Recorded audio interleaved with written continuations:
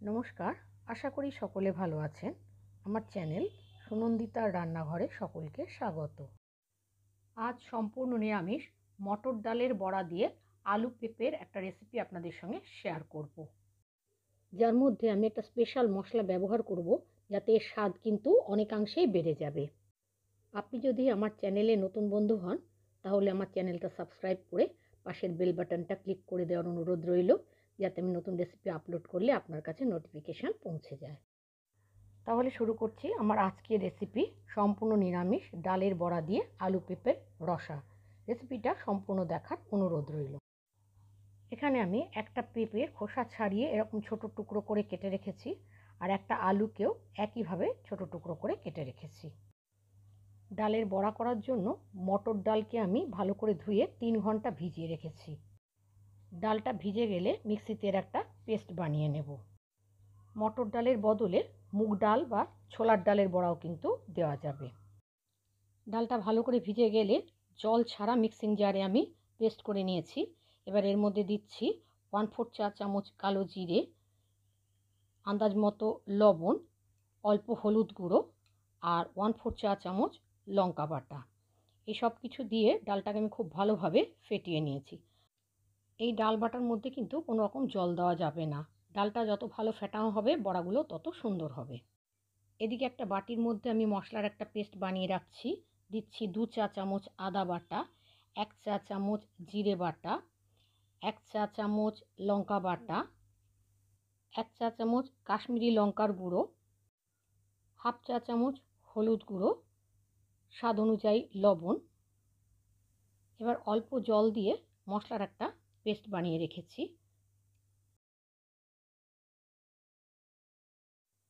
এবার এই মশলার পেস্টের মধ্যে আমি আরও দিয়ে দিলাম 1 চা চামচ চিনি। এটা যেহেতু নিরামিষ রান্না, তাই একটু চিনি দিলে ভালো লাগবে, তবে এটা অপশনাল, আপনারা ইচ্ছা না হলে নাও দিতে পারেন। গ্যাসে একটা কড়াই বসিয়ে তার মধ্যে 4 টেবিল চামচ সর্ষের তেল নিয়েছি। তেলটা ভালো করে গরম হলে আমি মটর ডালের বড়াগুলোর মধ্যে ভেজে নিচ্ছি। একটা চামচ দিয়ে অল্প অল্প পরিমাণে ডালের মিশ্রণটা আমি তেলের মধ্যে দিয়ে দিচ্ছি। এবার এগুলো 2 পিঠ লাল করে ভেজে নেব। 1 মিনিট বাদে বড়াগুলো উল্টে দিলাম।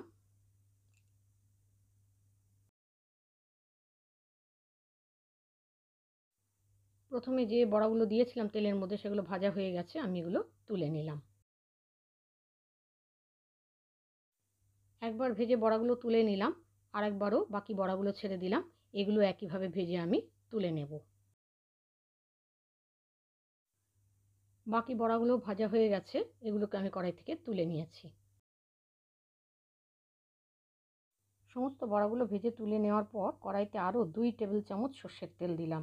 তেলটা গরম হলে ফোড়নে দিয়েছি 3টে এলাচ, একটু দারচিনি, 2টো লবঙ্গ, একটা তেজপাতা আর একটা শুকনো লঙ্কা ছিঁড়ে দিয়েছি। তার সাথে দিয়েছি হাফ চা চামচ গোটা জিরে। ফোড়নটাকে কয়েক সেকেন্ড ভেজে নিয়েছি। ফোড়নটা ভাজা হলে পরে প্রথমে কেটে রাখা আলুর টুকরোগুলো কড়াইতে দিয়ে দিলাম। আলুর টুকরোগুলোকে আমি একটু ভেজে নিয়েছি। আলুর টুকরোগুলোকে 1 মিনিট ভেজে নিয়েছি। তারপর তার মধ্যে কেটে রাখা পেঁপের টুকরোগুলো দিয়ে দিলাম। এবার অল্প হলুদ গুঁড়ো আর লবণ দিয়ে পেঁপে আলু দুটোই আমি ভালোভাবে ভেজে নিয়েছি।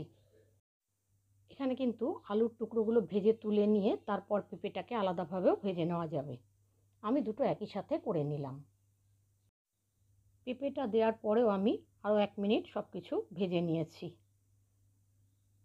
তারপর কড়াইটা একটু ঢাকা দিয়ে গ্যাসের আঁচটাকে মিডিয়াম করে দিলাম। পেঁপে আর আলুটাকে আমি খুব ভালোভাবে ভেজে নিয়েছি। তারপর এর মধ্যে যে মশলার পেস্টটা তৈরি করে রেখেছিলাম সেটা দিয়ে দিলাম, আর মশলার বাটিটা ধুয়ে অল্প জল দিয়ে দিলাম। এবার মশলাটাকে আলু পেঁপের সাথে মিশিয়ে একটু কষিয়ে নিয়েছি। এর মধ্যে আমি একটা টমেটো পেস্ট করে রেখেছিলাম, সেই টমেটো পেস্টটাও দিয়ে দিলাম। সমস্ত কিছু বেশ খানিকক্ষণ সময় নিয়ে আমি ভালোভাবে কষিয়ে নিয়েছি। মশলাটা যখন খুব ভালোভাবে কষানো হয়ে গেছে, তখন আমি জল দিয়ে দিলাম। জলটা একটু বেশি পরিমাণে দিতে হবে, কারণ যেহেতু ডালের বড়া দেব, ডালের বড়া কিন্তু অনেকটাই ঝোল টেনে নেয়, সেই জন্য আন্দাজ মতো জল দিতে হবে। জলটা দেওয়ার পর সমস্ত কিছুর সাথে জলটাকে খুব ভালোভাবে মিশিয়ে নিয়েছি। তারপর জলটাকে একটু ফুটতে দেবো। ঝোলটা যখন ফুটে উঠলো তখন কড়াইটাকে ঢাকা দিয়ে গ্যাসের আঁচটাকে মিডিয়ামে করে দিলাম। 3 মিনিট বাদে কড়াইয়ের ঢাকনাটা খুলে আমি যে বড়াগুলো ভেজে রেখেছিলাম সেই বড়াগুলো ঝোলের মধ্যে দিয়ে দিলাম। বড়াগুলোকে ঝোলের সাথে ভালোভাবে মিশিয়ে দিয়েছি। তারপরে আবার আমি কড়াইটাকে ঢাকা দিয়ে দিলাম। এবার মিডিয়াম ফ্লেমে আমি 5 মিনিট রান্না করে নিয়েছি। 5 মিনিট বাদে আমি ঢাকনাটা খুলে দেখে নিচ্ছি আমার আলু পেঁপে সবই সেদ্ধ হয়ে গেছে। এরপরে দিয়ে দিলাম হাফ চা চামচ গরম মশলার গুঁড়ো আর 1 চা চামচ ঘি।